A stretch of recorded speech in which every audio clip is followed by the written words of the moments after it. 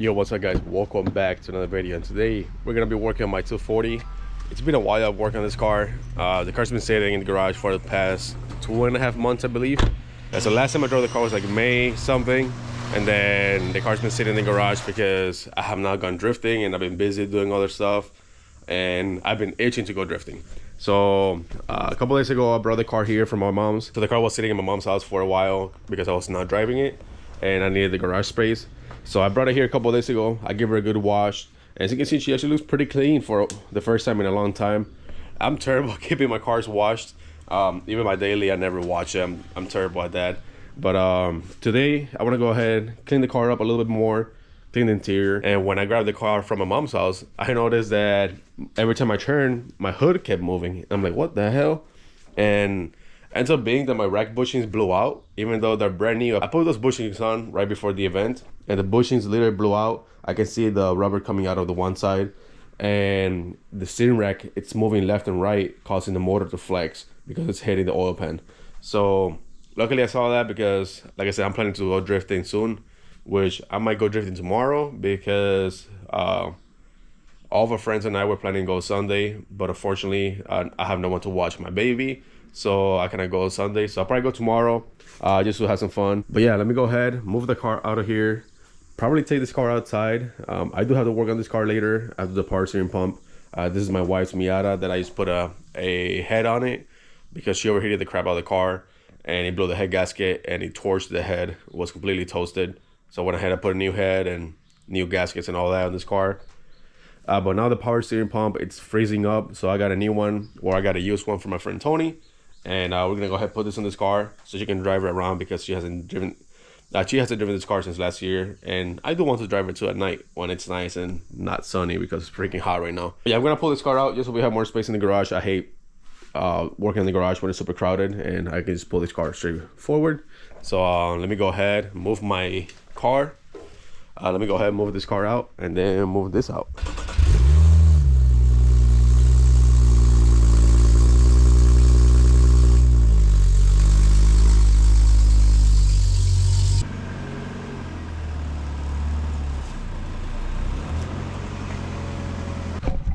All right, we got both of those cars out. We got both of the cars out, and as you can see, I got my plane here. I've been getting into RC planes lately. My brother and I have the same plane. We have the same carbon cup, and then I have this Delta Ray that I bought last year to practice on. We've been addicted to that for the past couple of weeks. Maybe that's why I haven't even worked on my car, to be honest. But let me go ahead, move this junk out of the way to the side, and push the car back a little bit more, and we should be good to raise the car all the way up and start looking at that rack and see what's going on down there.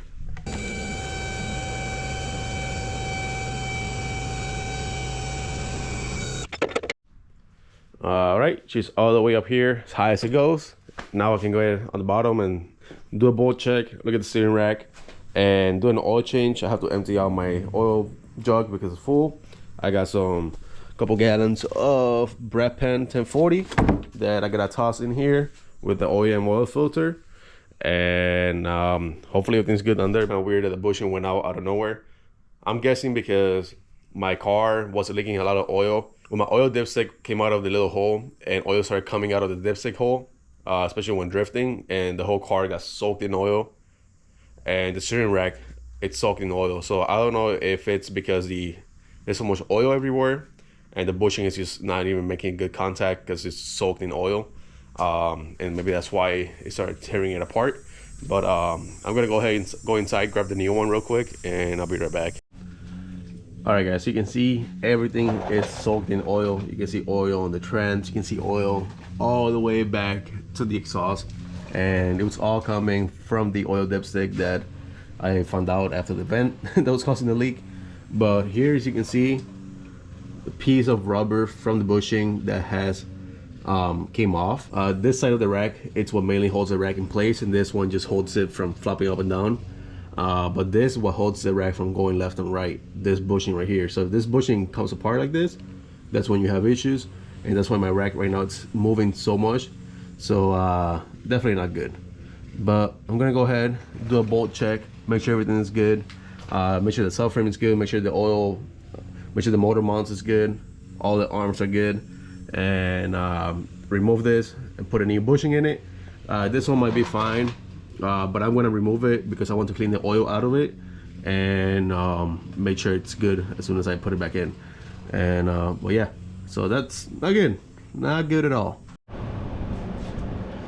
All right, let's go ahead and remove this. It's gonna be 4 bolts, pretty simple. As you can see, they're soaked in oil, which is crazy.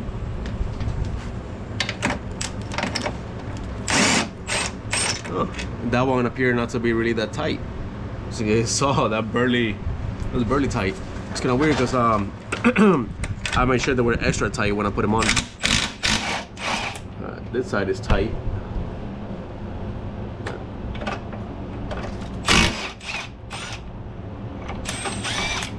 All right, so maybe because it came loose, maybe that's why it sheared off, because it's weird. Like I said, this is brand new bushing, and the old bushing that I had here before, it was there for 2-3 years. So yeah, so you can see how it was moving so much, it took the paint off the little bracket. This bracket's soaked in oil. But bushing is soaked in oil. I should be able to just move this out of the way. Let me take this out of here.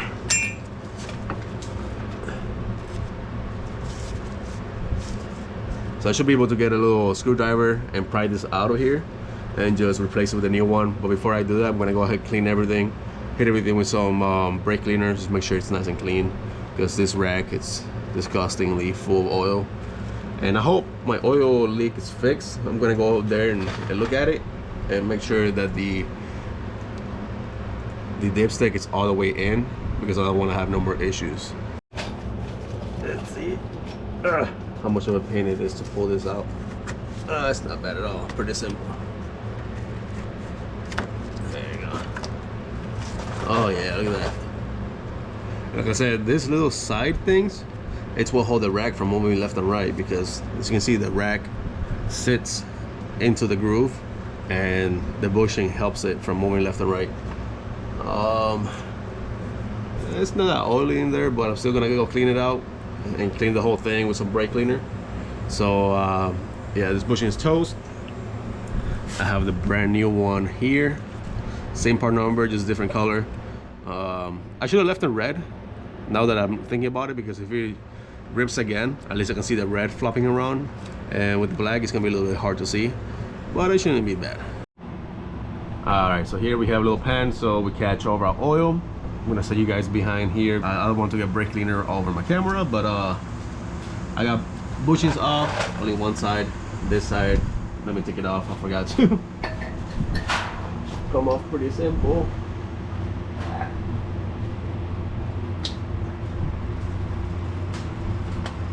Bushing goes right off. That's out. Now.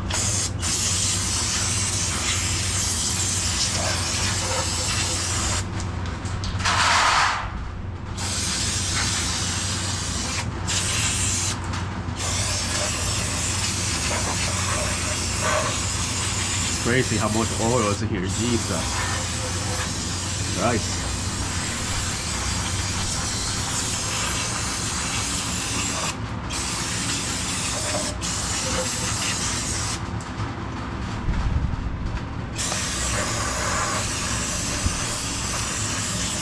All right, I went ahead, used a full can of brake cleaner, cleaned the whole rack completely, and cleaned the surrounding areas. And it looks way better now. I still want to go ahead and put a new O-ring on the oil dipstick, because I noticed that it's still a little loose, and maybe that's why it's still leaking. And I just want to make sure the car doesn't leak any oil at all. And it wasn't until that started leaking, of course.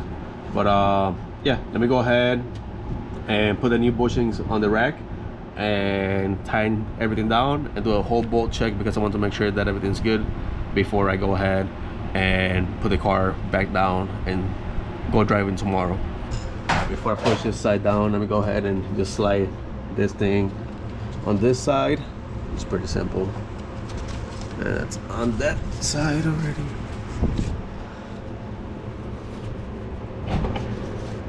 So once I put the little bracket on, it should compress the bushing so it touches itself. Let's go ahead and do that.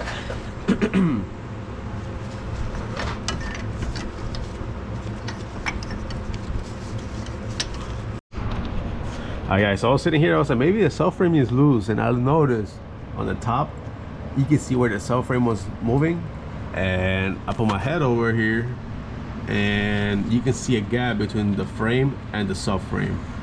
So, and as you can see with this, it's completely loose. So, yeah, luckily I did a bolt check. I'm not sure how that came loose, but it's been tight. I mean, I thought it was tight. I guess now maybe that's why it was causing the whole motor to move and everything to move. So the car should feel way better, hopefully, after this now. That's crazy.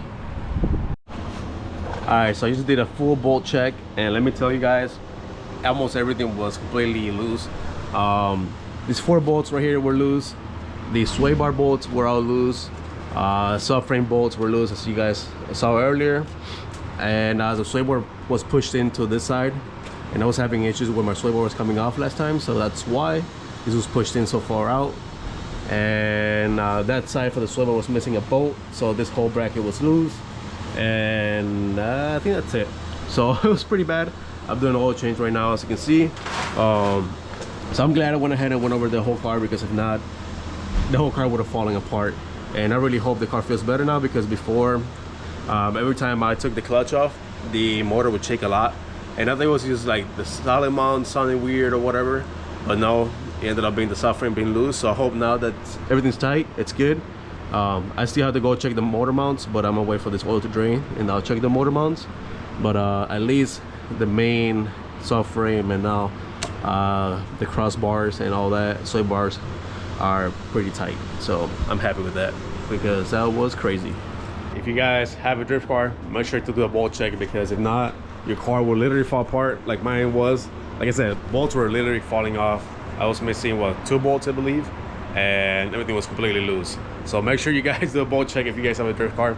I always try to do a bolt check, and for some reason I didn't do it. When I was at the track at US Air, I ended up doing a bolt check, but only checked the control arms.